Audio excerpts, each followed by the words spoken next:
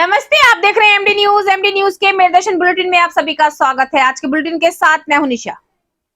मेरदर्शन channel के माध्यम से हमारा हमेशा से यही प्रयास रहता है कि हर सच्ची घटना आप तक पहुंचाने का प्रयास है। साथ साथ आपको क्या मेरठ में चल रहा है, मेरठ के आसपास के क्षेत्रों में चल रहा है, हर घटना आप तक पहुंचाएं। और मेरदर्शन चैनल के दर्शक जो हमारे साथ लगातार जुड़े हुए हैं, अपना प्यार हमें हमेशा दे रहे हैं, हमारे साथ जुड़कर हमारी वीडियो को लाइक सब्सक्राइब कर रहे हैं, कमेंट कर रहे हैं, उनके लिए हम हमेशा तत्पर तैयार रहते हैं और खबरों की तह तक जाने का प्रयास करते हैं। आज के समय में भी अगर देखा जाए तो बेटियों को वो जगह नहीं दे पा रहे हैं बहुत से लोग जो उनको मिलनी चाहिए। बेटियों को जन्म लेते ही कूड़े में फेंक दिया जाता है या उनको ऐसे ही छोड़ दिया जाता है। बहुत सारी घटनाएं मैं आपको लगातार मेरदर्शन चैनल के माध्यम से दिखा रही हूँ। आज भी मैं मेरदर्शन चैनल के माध्यम से आपको यह खबर भी दिखाऊंगी कि एक नवजात बच्ची कूड़े के ढेर से मिली, लेकिन जहां फेंकने वाले को दया नहीं आई, वहीं पर उस बच्ची को उठाकर जब अस्पताल में सुरक्षित पाया गया, उसका इलाज कराया गया, तो लेने वालों की लाइनें लग गई। आज के समय में जब बहुत से लोग ऐसे हैं जो बच्चियों को फेंक रहे हैं, तो वहीं बहुत से बच्चे ऐसे हैं जो बच्चियों के लिए तरस रहे हैं। मैं पूरी खबर आगे आपको दिखाऊंगी। दूसरी ओर सट्टा माफिया बार बार पकड़े जाते हैं, बार बार उनको गिरफ्तार किया जाता है, कार्रवाई की जाती है, लेकिन छूटने के बाद फिर से वही व्यापार शुरू हो जाता है। आज एक महिला ने इंसाफ की गुहार लगाई कि सट्टा माफिया उसके पति को कारोबार नहीं करने दे रहा है और उसको बच्चों को बंधक बनाकर रखा हुआ है, जिसकी वजह से मजबूरी से सट्टे का व्यापार करने के लिए कहा जा रहा है। वहीं आज जो है अधिकारियों द्वारा भी एक बैठक का आयोजन किया गया। नजदीकी फेस्टिवल्स को लेकर के दिशा निर्देश दिए गए थानेदारों को कि किस तरीके से उन्हें पुलिस व्यवस्था बनाकर रखनी है, सुरक्षा का ध्यान रखना है, जगह जगह के लिए टीमें तैनात की गई। तो जुड़े रहे मेरदर्शन के साथ, देखते रहे मेरदर्शन। सबसे पहले नजर डालते हैं आज की हेडलाइंस पर, जिसके प्रायोजक हैं जूम डिजिटल मूवी वर्ल्ड। मेरदर्शन समाचारों के इस भाग के प्रायोजक हैं खेमचंद पहलवान, पूर्व सदस्य उत्तर प्रदेश कांग्रेस कमेटी व अध्यक्ष गांधी मार्ग व्यापार संघ मेरठ। थाना खरखौदा क्षेत्र के पास सड़क किनारे कूड़े के ढेर में मिली नवजात बच्ची। नवजात के रोने की आवाज सुनकर इकट्ठा हुए लोग, पुलिस को दी सूचना। मौके पर पहुंची पुलिस, बच्ची को अस्पताल में कराया भर्ती। डॉक्टरों के अनुसार बच्ची पूर्ण रूप से है स्वस्थ। गोद लेने के लिए आगे आए कई लोग। माफिया अतीक अहमद के मेरठ में रह रहे रिश्तेदारों पर भी सरकार ने कसा शिकंजा। सरकार के आदेश पर जागृति बिहार स्थित सोमदत्त बिहार कॉलोनी के खंगाले गए दस्तावेज। जिलाधिकारी दीपक मीणा ने भी आवास विकास परिषद के एसआई राजीव कुमार से ली रिपोर्ट। थाना लिसाड़ी गेट के लखीपुरा निवासी सट्टा माफिया निम्मो पर लिसाड़ी गेट निवासी सरताज की पत्नी सब्बो ने लगाया बंधक बनाने का आरोप। कहा जबरदस्ती कराना चाहता है सट्टे का व्यापार, लगातार कर रहा अत्याचार। 3 दिन से 2 बच्चों को अपने मकान में बना रखा है बंधक। निम्बो के चुंगल से फरार होकर भागी शब्बो पहुंची थाने। सट्टे माफिया के खिलाफ कार्रवाई कर इंसाफ दिलाने की मांग। बाइक पर स्टंट करने वाले दुर्घटना को दे रहे दावत, पुलिस कर रही अनदेखा। ईवी चौराहे पर स्कूल की छुट्टी के बाद दर्जन भर बाइक सवार स्कूली बच्चों ने किया स्टंट, मचाया हुड़दंग। देखती रही ट्रैफिक पुलिस, नहीं की कोई भी कार्रवाई। अब खबरें विस्तार से। सबसे पहले आज मैं आपको वही खबर बताने जाऊंगी जहां पर बड़े बड़े दावे किए जा रहे हैं कि बच्चियां बच्चों से कम नहीं। जी हाँ, बेटियां बेटों से कम नहीं। बेटियों को आगे बढ़ने दिया जाए। बेटियां जो है पढ़ रही हैं, पंख मिलने चाहिए, उनको आगे बढ़ना चाहिए।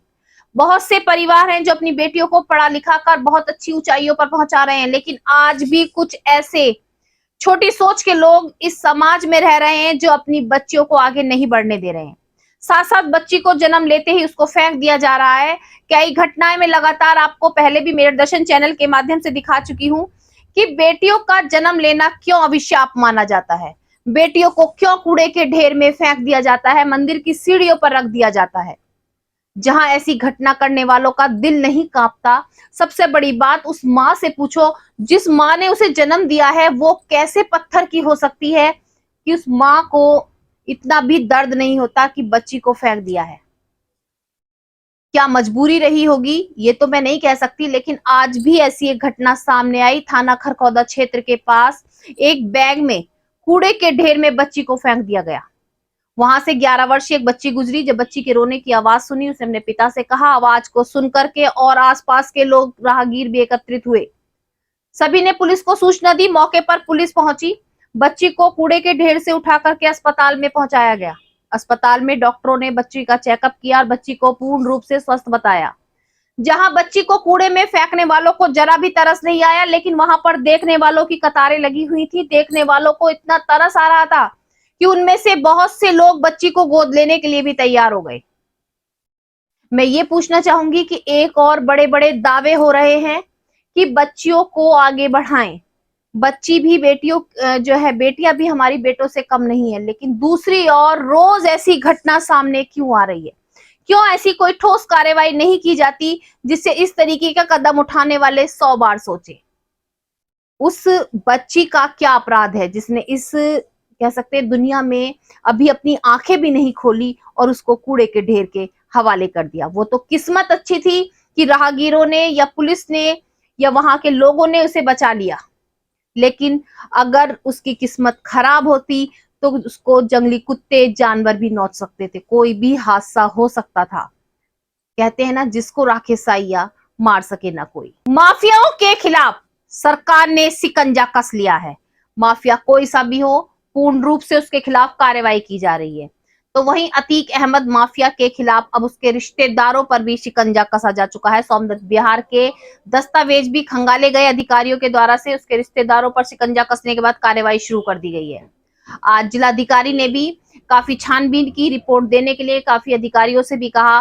पूर्ण रूप से जांच की जा रही है कि माफियाओं का कहां-कहां पर अड्डा जमा हुआ है। इसमें हमारे यहाँ से संपत्ति प्रबंध और हमारा सेक्शन है, ये संपत्ति प्रबंध से कुछ नहीं है। इसमें तो इंजीनियर ही देखते हैं। ये इसमें ये सब की पत्रावली इंजीनियरों के पास ही रहती है। इंजीनियर ही इसको हैंडल करते हैं। हमसे कोई इसे लेना देना नहीं है। क्या इस प्रकरण में आपके संज्ञान में आया है, कोई जांच कराई जाएगी, या जो वैष्णो धाम पे 20 करोड़ रुपया आवास विकास का बकाया है, क्या उसकी वसूली का कोई प्रयास? ये तो 20 करोड़ रुपये आपसे ही मुझे जानकारी मिल रही है।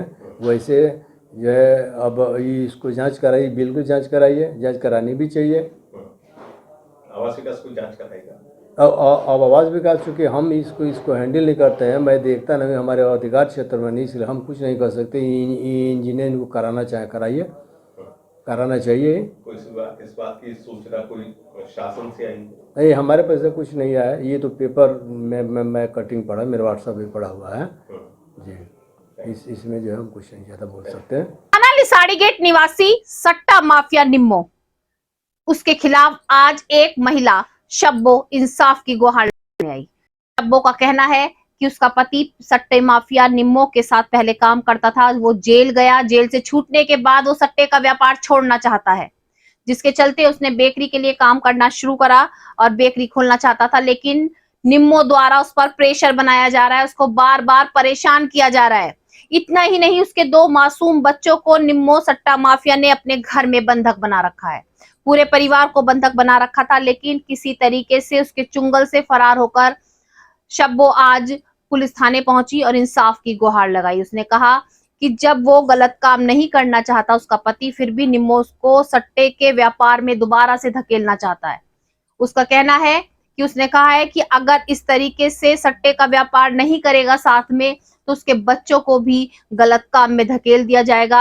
मैं प्रेग्नेंट वैसे मुझे बहुत परेशान करके रख रखा। 3 दिन हो गए, ना रोटी के ना पानी के। तो उसके मकान में रहते हो? जी, उसके मकान में रहते हैं किराए पे। हम अपना मकान लेने को तो ना, कहा अपना मकान मत ले लो, मुझे पैसे दे दो ये, और तुम इसमें रहो मेरे मकान में ही, मैं तुमसे किराया नहीं लेने का। और अब किराया मांग रहा 1.5 साल का। अब 3.5 लाख रुपए में से अगर 1.5 साल का किराया भी निकाले, जब भी हमारे निकल ले, फिर भी हमें धोस दे रहा। क्या नाम है तुम्हारा? मेरा नाम सब्बो है। सब्बो जी। थाने क्यों आई? न्यू आई हूँ थाने के, क्या कहते हैं, उसके घर में रहूँ नम्मू के। उसने 3.5 लाख रुपए ले रखे हैं। मेरे आदमी से सट्टा करवाना चाहा, वो करना नहीं चाहते। वो भागे हुए हैं 3 दिन से, और उनने हमें बंदी बना कर रख रखा। अब भी लौंडे की दवाई का बहाना करके उस वहाँ से निकल कर आई हूँ। अब मेरी छोटी सी बच्ची, उसे नुका भाई इसे बेच दूंगा, अगर इसका बाबा नहीं आया तो तुझे धंधे पे बिठा दूंगा। मैं तो पहले भी दलाल रह चुका। नम्मू कौन है? नम्मू सट्टे वाला 18/3 में रह हुए खाईबाल। तुम्हारा क्या नाम है? मेरा नाम सब्बो है। तुम्हारे मियाँ का? मेरे मियाँ का नाम सरताज है। वो मना करे सट्टा करने को, वो कहे उनको सट्टा कर। अब बेकरी का झांसा लेके हमसे 3.5 लाख रुपए ले लिया और हमें साझा खत्म कर दिया। नुकरा जब तक तुम्हारे 3.5 लाख है तुम मेरे नीचे हो। अब तुम्हें मैंने पैसे दिए तो तुम यहाँ से भाग जाओगे। हमने 3.5 लाख में मैंने कहा देगा ना तो ना सही, अपनी जान बचा रहे, बच्चों को भी मारे पीटे, गाली वगैरह, मेरे मियाँ को भी मारे। मैं प्रेग्नेंट वैसा हूँ, मुझे परेशान कर रखा। 3 दिन हो गए मुझे गालियाँ सुनाते इतनी गंदी गाली वगैरह बहुत ज्यादा। तो तुम्हारे मियाँ का नहीं पता? नहीं, मेरे मियाँ का कुछ नहीं पता, वो उससे डर के मारे कहीं भाग चले गए। और क्या कह रहा है? जो कह रहा वो आ तो जाओ, मिल तो जाओ, उसकी ऐसी तैसी कर दूंगा, पुलिस प्रशासन हिला दूंगा। मेरे तो हाथ में है, चाहे मुझे कितने पैसे देने पड़े, मैं पुलिस वालों को क्या कहता है सबको खरीद लूंगा। बंधक कब से बना रखा उन्होंने? 3 दिन हो गए। क्या कह रहा है? भैया कह रहा तुम्हें जाने नहीं देने का। मैं कह रही मेरे बच्चों को तो दे दो, मेरे छोटे छोटे बच्चे हैं, 2 बच्चे का अभी से 1 को लेकर आई हूँ, 2 बच्चे वही हैं छोटे छोटे। अब कैसे आई हो निकल के वहाँ से? दवाई का बहाना करके आई हूँ, उससे क्या कहीं मैंने कहा मैं दवाई दिलवा के ला रही बच्चों को, उनको दिलवा लाओ। और 2 बच्चे वहीं रोक लेने, कोई नहीं यही छोड़ कर जाओ, जो तुम इन्हें लेके जाओगे तो कहीं भाग ना जाओ। अब मैं आपको मेरदर्शन चैनल के माध्यम से एक जागरूकता भरी खबर दिखाने जा रही हूँ। जो ये खबर आम हो चुकी है, लेकिन इसमें गलती हम किस्मत की, भगवान की या किसी और की नहीं कह सकते। हम इसमें ट्रैफिक पुलिस की गलती को भी नहीं बताते, पुलिस की भी गलती नहीं बताते, इसमें गलती माता पिता की है। जी हाँ, आप सोच रहे होंगे कि माता पिता की गलती कैसे है।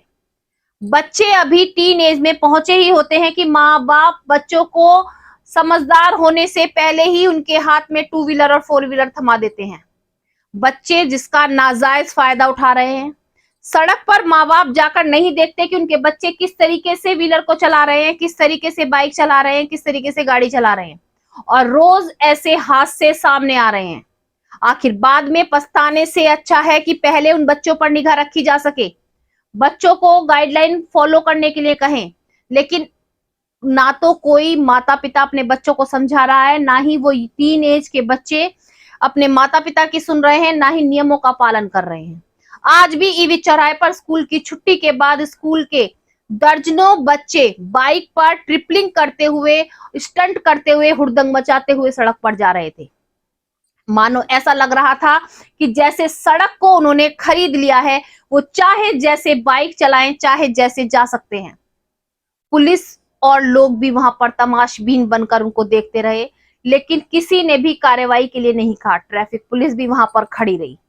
ट्रैफिक पुलिस की भी इसमें गलती नहीं बताई जाएगी, क्योंकि यहाँ पर माता पिता की गलती है कि उन्होंने अपने बच्चों के हाथ में बाइक दी है।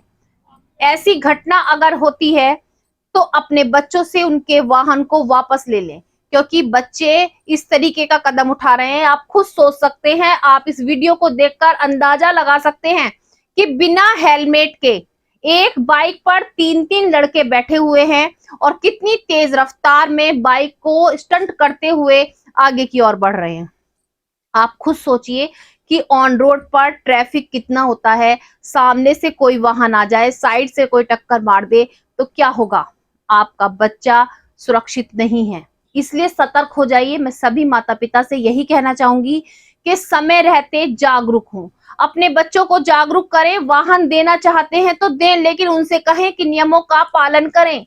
ये जो नियम बनाए जाते हैं, यातायात के जो नियम है, ट्रैफिक के जो रूल्स हैं, ये आपके बच्चों के लिए हैं, आपके अपनों के लिए हैं। क्योंकि रूल्स फॉलो करने से आपका नुकसान नहीं होगा, आपका फायदा ही होगा, आपका बचाव होगा, क्योंकि आपका जीवन बहुत अमूल्य है। बार बार जगह जगह लिखा रहता है कि अपने जीवन की स्वयं सुरक्षा करें। आपका जीवन बहुत अमूल्य है। सीट बेल्ट लगाकर चलें, हेलमेट पहनकर चलें। जगह जगह संस्थाओं द्वारा कार्यक्रम किए जाते हैं, सरकार द्वारा कार्यक्रम किए जाते हैं कि यातायात के नियमों के प्रति जागरूक रहें, लेकिन उसके बाद भी कोई भी जागरूक होने के लिए तैयार नहीं है। जिसको जो करना है वो फिर भी करेगा। मैं यही कहना चाहूंगी कि अपने जीवन के साथ खिलवाड़ ना करें, ये बहुत अमूल्य है। और सभी माता पिता से मेरदर्शन चैनल यही आग्रह करता है कि अपने बच्चों को वाहन देने से पहले उनसे एक प्रॉमिस जरूर लें कि वो वाहन को नियमों का पालन करते हुए ही चलाएंगे। होली का फेस्टिवल बहुत नजदीक है, साथ ही शब-ए बारात भी बहुत नजदीक है, जिसको लेकर के काफी रौनक नजर आती है। चारों ओर मार्केट सजे हुए हैं, मार्केट में फेस्टिवल्स की रौनक नजर आ रही है। तो वहीं सुरक्षा व्यवस्था का भी पूरा ध्यान रखा जा रहा है। आज मेरठ जोन के एडीजी राजीव सब्बरवाल ने सभी थानों के थानेदारों के साथ एक मीटिंग की। मीटिंग में सभी को दिशा निर्देश दिए कि किस तरीके से फेस्टिवल पर सुरक्षा व्यवस्था का ध्यान रखना है।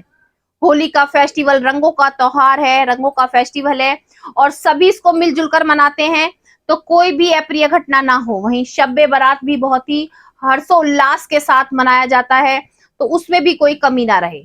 सभी को लेकर के सुरक्षा व्यवस्था के लिए टीमों को तैनात किया गया और जगह जगह पर किस तरीके से ड्यूटी देनी है सभी को समझाया गया। आज के इस बैठक में सभी अधिकारी मौजूद रहे। आज के मेरठ दर्शन बुलेटिन में बस इतना ही। तेज और ताजा खबरें जानने के लिए देखते रहिए मेरठ दर्शन।